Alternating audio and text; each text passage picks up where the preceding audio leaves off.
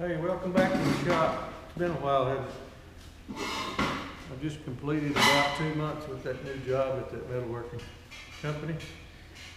Been really busy, to say the least, setting up new plasma cutting, big plasma cutting machines. We've had 2 of them. They're both 20-foot lengths, 10-foot wide gantries.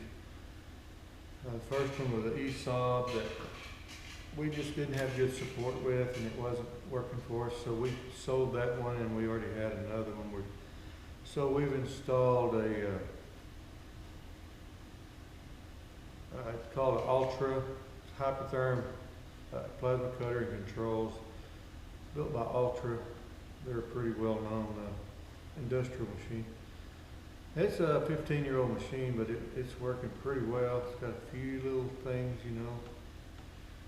a few little failures that we've had repaired, and maybe 1 or 2 more things we need to do, but it's working.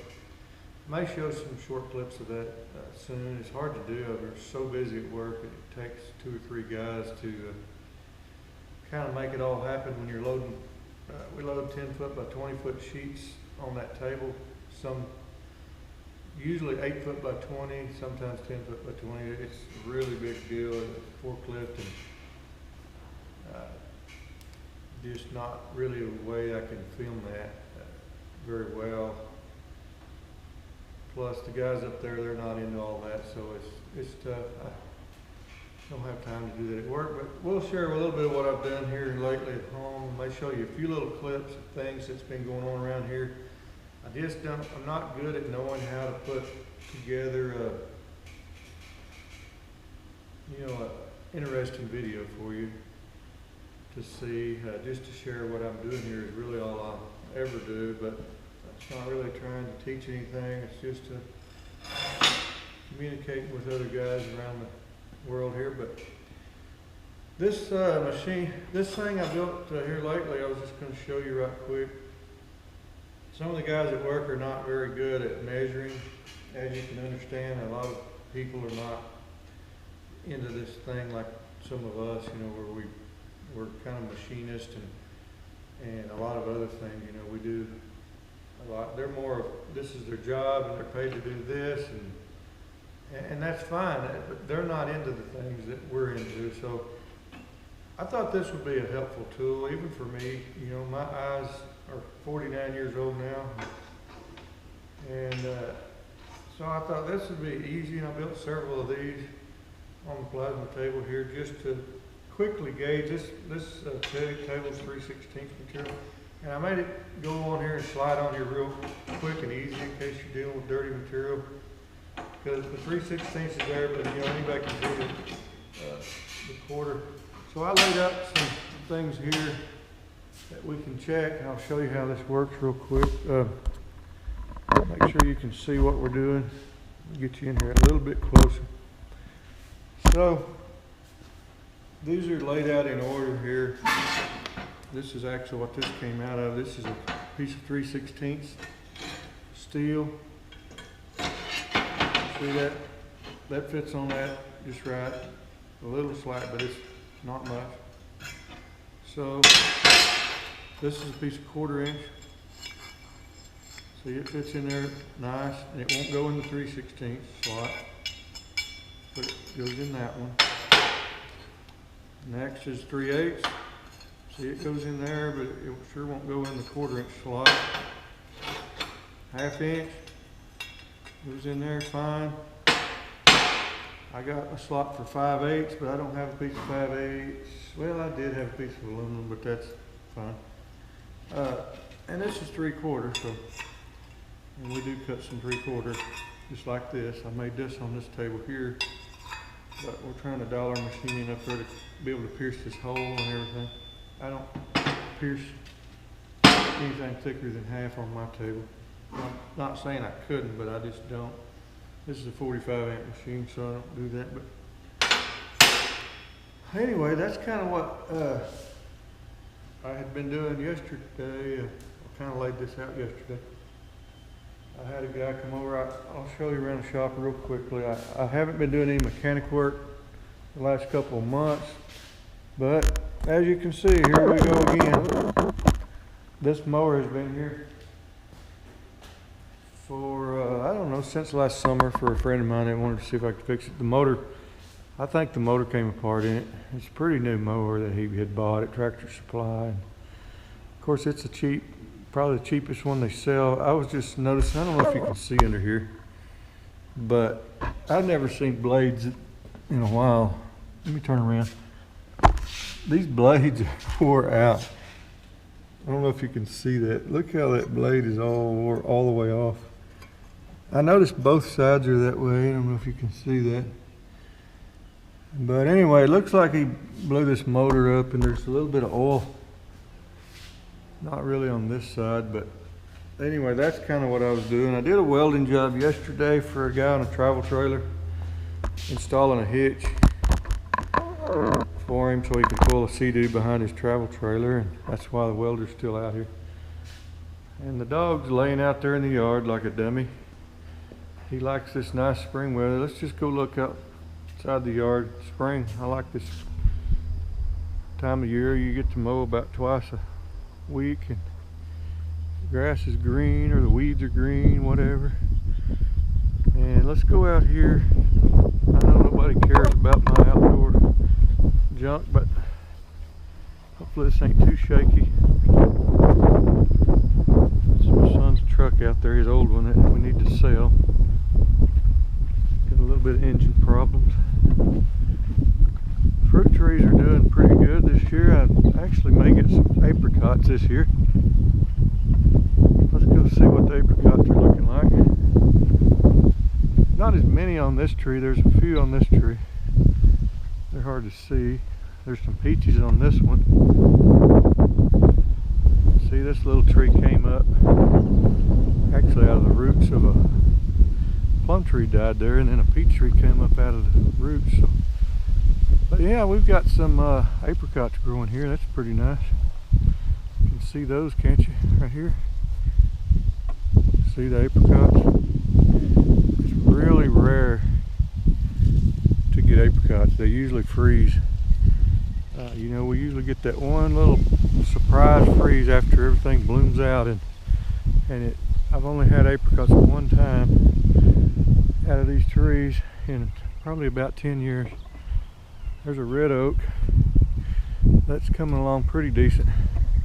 I've got a little bitty pecan that has been mowed down by my wife and probably myself a time or two, and we'll see if we can get it to survive. I was working on cleaning the air conditioning unit yesterday by the house, all the leaves and junk out of it. I built this little porch to keep the rain off the back door, so that's working out good. I'm fixing to put an air conditioner in the shop. I'm supposed to be here tomorrow, and then we're going to try to cover this patio also hopefully this year. But see, here's the AC unit I already have in the front of the shop in the man cave area. It's a 2-ton unit on a mini split. It works really well. I think I'm going to put the other one right here. Get rid of this window unit or this swamp cooler thing that doesn't do very good at all. And it actually pulls about 15 amps. It really doesn't help much. But somewhere right along here, I'm going to put a pad. I'll build a stand to set up my outside unit on, so it's not getting too many, when you weed eat and stuff, don't get too much grass thrown up in it. So the other one for the shop's going to be a 3-ton unit, kind of like what Adam Booth and Keith Rucker put in, but I'm using the Pioneer brand because they're about $500 cheaper, I think, and I know they work well because I've had one here for about 3 years. I was just going to show it to you right here in the man cave section of the shop. I've got it running right now. Well, that's what the indoor unit looks like. These are sold on Amazon, and also I think you can get them on their website with different lengths of line. And I'll show you the line. This is not a real great installation because we had to go through the wall of the shop here, but we just came through this wall and ran them outside. And so I had to get a little bit longer lines and do a little bit charge on it. But the Pioneers are really easy. They're always, they come ready to go. I mean, they're fully charged. In fact, most AC units, that, even for the big ones for the house, are they're already charged. But you got to pull a vacuum on the lines and all that. AC installation is not really that big a deal for me. I've done it in the automotive business for about 30 years, and I've got all the tools and vacuum pumps and gauges and all the fittings and things to do it with, so it's not really that big a deal. On the Pioneer, all I'll have to do is when I get the lines set through the wall and everything hooked up, I'll just pull a vacuum for about an hour on the lines. And once I've got the vacuum holding good, which is also a leak test, then you just open the valves on the unit and let it go, and you're done. And run the unit, for a while, and then if you want to, you can look at the pressures to see if you think they're okay. But they come with the line set length. But you should have enough refrigerant in it for the lines that come with the unit, so I'm not going to tamper with that. But so when I go through the wall, I'm not going to set the pad until I get it set up in the wall. I'm going to bring the lines outside, and that's where I'm going to mount the pad for the outside unit, so they don't look too goofy, with a bunch of extra line going everywhere. I'm going to try to make it as neat as possible. And maybe clamp it to the building there somewhere, and it'll be fine. So anyway, that's all I had real quick for today, and it may not be a quick video because I've got a lot of footage I've recorded. I don't really want to show it all to you because it's really not that great. It's just, like drilling holes and stuff and tapping and cutting a few parts, maybe a little stuff at work. I'll look through my phone and different things to see if I can just throw a few little clips on there just to put something on here. And I don't want to talk too long. We're already 12 minutes into this, and this is crazy. It's Sunday afternoon. It's about time for the NASCAR race to come on, so maybe I won't get too lazy and watch that, and I'll try to get some video together here for you. So appreciate you watching. Oh, forgot to say, my daughter made me these shirts for my birthday a week or two ago. So I do have my own. I'm not trying to sell anything. I'm just telling you, this is my hobby shop, LC Metalworks, and here's what the back of it looks like. And anyway, we'll be back with you with the other clips. Trying to save a little bit of time, so I'm going to power tap this. I'm going to put it in low speed, and we're running at about somewhere around 100 RPMs, just under 100 RPMs. But already done a few. It's working pretty well. Let's put plenty of oil on here.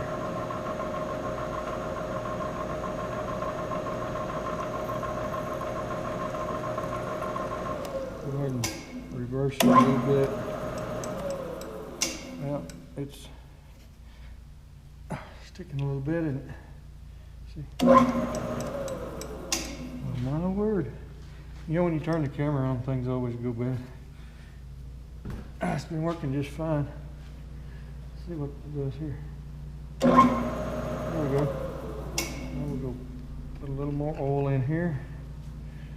And we'll come back in the hole. Putting a little light pressure on it.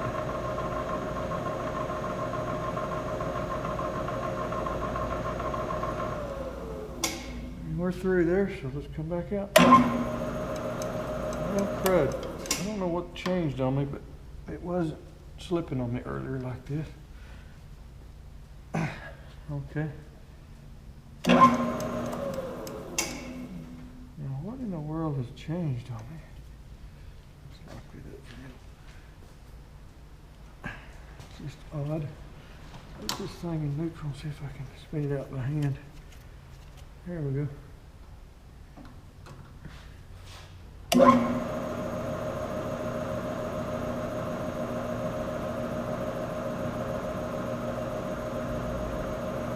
Real exciting, isn't it? I gotta get up there and give this to him. So I'm gonna, See there, you got in my way and I knocked you out of the way, didn't I? Alright, it's out of there. Let's just get the tap out. Got a good tapped hole. I'm gonna go blow it out, clean it up, and I'll show you the finished result here in just a minute. So here's the new, or our latest machine up and running. Finally, we've had a technician from Ultra. This is an Ultra hypertherm control. Older machine, but makes pretty good cuts. We've still got a few little bugs to work out on it. And I just finished this nest of pretty big parts. This is 20-foot sheets, like I've told you before. Some of these are really large parts. Some of them are not too terribly large. I think those with the hole in them there are 22 inches long by 6 inches. I don't remember the size of those big cones, but I think they're 102 by 60 something inches. No, they're bigger than that. I don't remember. Anyway, plasma cutter is a hypertherm HPR 130. I'm running this at 80 amps here. I did make some 130 amp cuts this morning on some 3/8 pieces. Well, while we're looking around, I can show you. Yeah, the shop's dirty right now. Been working today. Here's the 3/8 I cut. Did 2 of these right before I went to lunch. At 130 amps. These are 1-inch holes. That's I think 3 1/8 inch hole there. Anyway, things are getting a little closer to operating. We've got parts ordered for the press brake. The upper die was cracked, so we've got a little short one in there, but we're not really using it because we need to break 10-foot parts. Anyway, that's the update for the moment. Let's see if we can.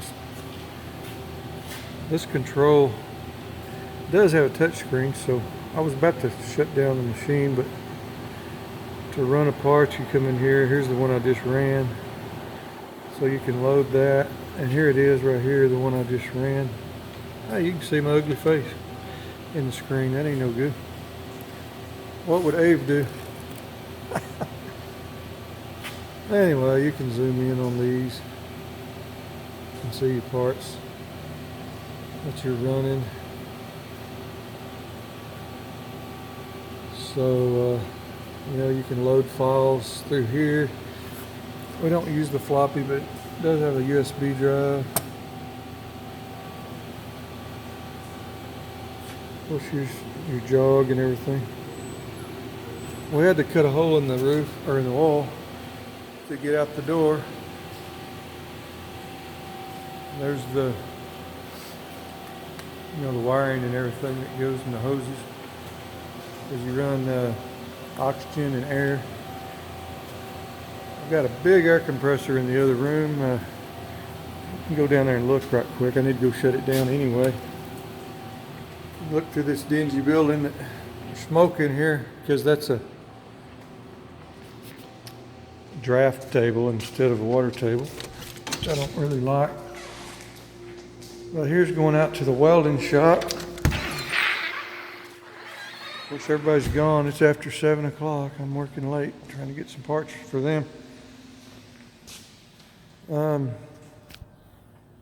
some of the big pieces that we cut on the plasma. That's a jig there. Here's some of the parts I've stacked. A lot of these I built at home on my True Cut. This is some 3/8 I cut at home on my hyperthermic 45 XP, and you've seen these gears that I've cut at home. We have cut some of those up here on the new machine. Yesterday, I'm not pleased with how they turned out. I didn't do it. The technician I'm working on it was running it, and he's not. I don't believe he's got it dialed in. Anyway, what I was going to show you. Of course, there's the jack pads where I've built a whole lot of gussets, and I've cut all those gussets into those pads. Trying to get a lay. I think those are 2 7/16 bolts in there, and Trying to get a lathe and stuff so we can cut our own threads.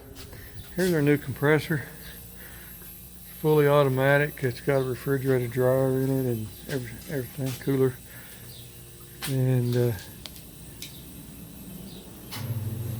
I really don't know how to operate this real well, but there's the screen. I don't know if you can see the numbers. It's on 120. But before I leave in the evenings, I go ahead and just shut the valve off. I just ran PEX, 1-inch PEX to this stuff, tied into existing plumbing in the building. It's not that great. Anyway, this is a screw compressor, of course. There's the model of it. I don't know much about it. It's called Atlas GA15. Atlas Copco. Anyway, that's what it's like out here. Everybody's gone. This is usually a loud welding shop with a lot of usually bigger projects. The reason this is pretty clear is because we haven't had our plasma table going for a while. So anyway, of course they need to build carts and stuff to get these welders up off the floor right like they should be. And these are really big machines that they build. They have conveyors and stuff on them. They've just started this one. This will be a really big one. And this is part of it, I believe. This ends up being up on top, pretty high. And there's some more parts that I've stacked over here that they use. We're real low on parts because our plasma machine's been down, and I've been building a lot of these at home. Built all of these at home, 3/8 material. Actually, that's 1/2 inch, I believe. Yeah, those are 1/2 inch material. I made some more 1/2 inch parts yesterday. There's those jack screws. I need to cut some of those and see if I can thread those at home. Anyway, I'm standing next to this. It looks to be 8 foot tall. You know, that's how big this. It's just one of many different things they build. And they're really behind because my plasma machine's been down. And it looks like our Z lifter motor is going out on the machine, so it's not working real good, but I'm able to make some cuts anyway. Anyway, I'm out. All right, here's a real run on the machine. These are huge parts. 250 inch on this nest long. 113 by 93 inch parts here. I just drew these up. Oh, almost crashed because of the tip there. The end of the cut. Making another one right there. Here you go. Let's see what we're doing. We're going to be on that one right there.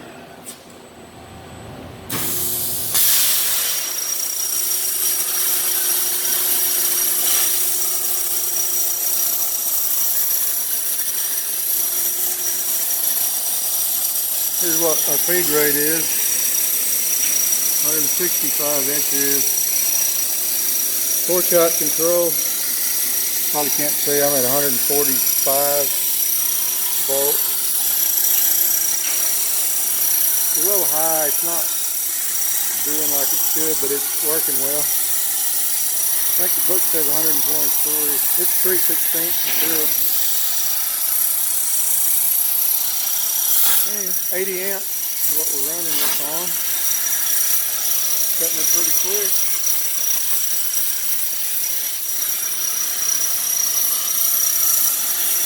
I don't know what the total cut time on this is, but it's probably about 10 minutes maybe. It's a lot of inches of cut. Here's our gas module that it's running. It's got manual gas control. You just set these numbers to the book settings and roll with it. How big the gantry is. You can't see nothing from here. Yeah, we don't have our draft pump turned on yet, so anyway, we've made good cuts today. Everything's working smooth. Hate to even say that. Afraid something will go wrong.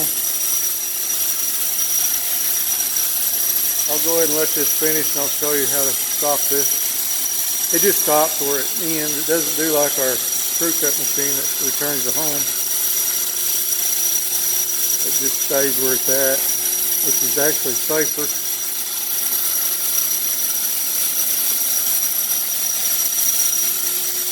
Anyway, this is a 96 by 250 inch sheet on here.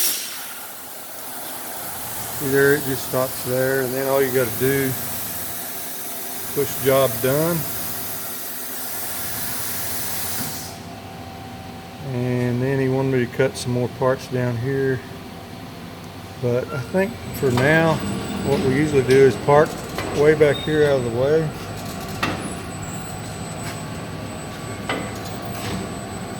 Should be getting real close to our stop right in here. Right there, and move the torch over here out of the way. So it's hard to get these big sheets in here. Takes us a few minutes, but not too bad. Anyway, that's the end of that run right there. So thought I'd just show it in action a little bit. Okay, so the AC unit showed up yesterday and I unboxed it because there was some damage on the boxes. But this sat in Dallas for 10 days for some weird reason. I guess because it was scheduled to be shipped yesterday or delivered. So I did get it. I'm going to do my best to make a little video on installing this. It's not very hard to do. And this is not the same type that Adam Booth and Keith Rucker and even April Wilkinson installed. Theirs is called Mr. Cool. They're way more expensive, and I don't know. I haven't had one of those. I just know these work well because I already have one in there. This is a 3-ton unit. Price currently on this was delivered for somewhere around $1,900. Here's the inside unit. I don't have it unboxed completely yet, but it's a little bigger than the one I have in there. It's a 2-ton unit. But these are simple to install. I'm going to be building a stand for this, like I think I said. 18 inches by 30 inches is the footprint of the mounts on this. I'm going to try to set them about 16 inches off the ground outside on a little concrete pad of some type. So when you're mowing and stuff, you're not just blowing grass up in this thing. So anyway, I know this week's video has just been kind of a mixture of a bunch of silly stuff, and occasionally I have people that find my videos and they just are terribly hateful about how boring that's. I felt like committing suicide or something after watching your video. Don't look at my videos, man. This is not a how-to video. This is sharing shop stuff that so many of us do. I've even seen them be smart alerts to Adam Booth or some of these other guys like that. They don't understand what we do. This is nothing more than sharing our shop adventures and what we're doing right now, you know, because we all kind of keep up with each other around the country and different things going on in the shops. This is a hobby shop. I'm home at lunch from my main job. And yes, I did get sidetracked the other day when I told you I was going to sit down and watch a NASCAR race, and I ended up taking a nap and I didn't get all that footage done. But that's fine because I want to show you this. I'm probably going to do an upcoming video on this. I'm not showing you every detail because I'm a perfectionist and I'm going to be building things that take too much time to show in video. But I'll try to hit the highlights of what I did, and I'm just going to use scrap metal and things from around the shop. I may be cutting a few pieces on the plasma table. It's not a real big deal, but and I've still got to put sheet metal and insulation on the wall where I'm going to mount the inside unit. And I'm only going to put about 3 sheets of tin up for right now. But I just can't, I don't have time and I can't afford to just do it all right now. So we're just going to put the spot in right there. About 10 foot, a little over 10 foot tall is where I'm going to stop the sheet metal because this is 14-foot walls.